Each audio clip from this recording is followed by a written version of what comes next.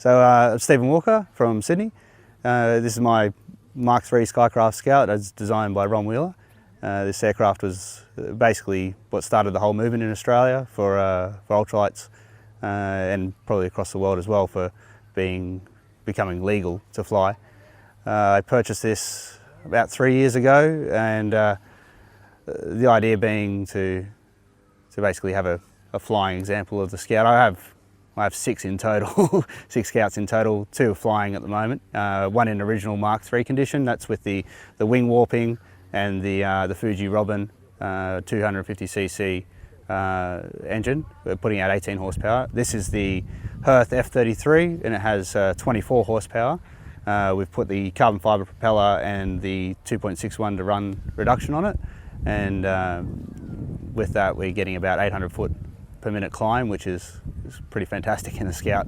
As they were originally field flyers and just around the paddock kind of thing, to get that kind of power is doing really well. In the future I'd probably like to go to a Mark IV with a solid braced front end and a 2-cylinder Rotax, but at the moment this is more than enough for what we're doing. I started flying when I was 14. My dad taught me how to fly in a Scout. We also fly GA as well, so I did probably almost maybe 80 hours or up to 100 hours in a Sundowner, so a bit faster than this one. But the differences are, there's a lot of similarities, but there's a lot of differences, so you do have to remember that they're very high drag aircraft, so you have to, as soon as the engine quits, put the nose down and get it on the ground. We fly it off floats as well, so we have floats. We have pontoons and fiberglass floats. So we have the old timber style and then the fiberglass ones as well. Floats are fun.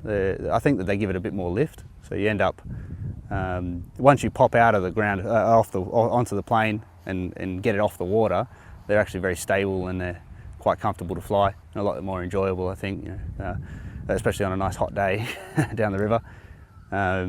Story with that, I ran out of petrol one time on an outgoing tide and ended up having to paddle back upstream across the tide, which it wasn't too bad, but we put some petrol in it and went off again. Other than that, we've never really had any major issues. I have one time I snapped a wing rib on the wing warping. As these aircraft use wing warping technology, they deform the wing to turn. I snapped a wing rib behind the wing warping rib, and everything went to the left. So I stuck the yoke over to the right and flew back home with the yoke all the way over to the right and flying home on rudders. So that's happened to me once. Other than that, mostly it's running out of petrol, and but we're very close to the field all the time. We're always on the runway, so it's never really an issue. As originally designed, these were meant to fly above 300 feet. So you could fly them unlicensed, uncertified, and the aircraft unregistered.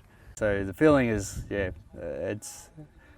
it's enjoyable in a way that you can actually sit back and look out the window and see what's going on. It's you're not getting high up into the air and zooming off to Sydney.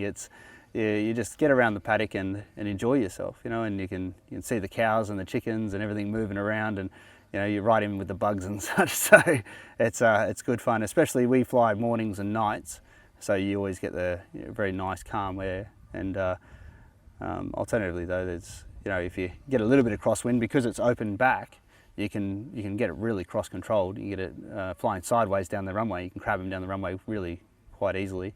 And they're very intuitive, I think. Like if you can fly most aircraft, just understanding that it is low inertia, you can jump into this and you're away.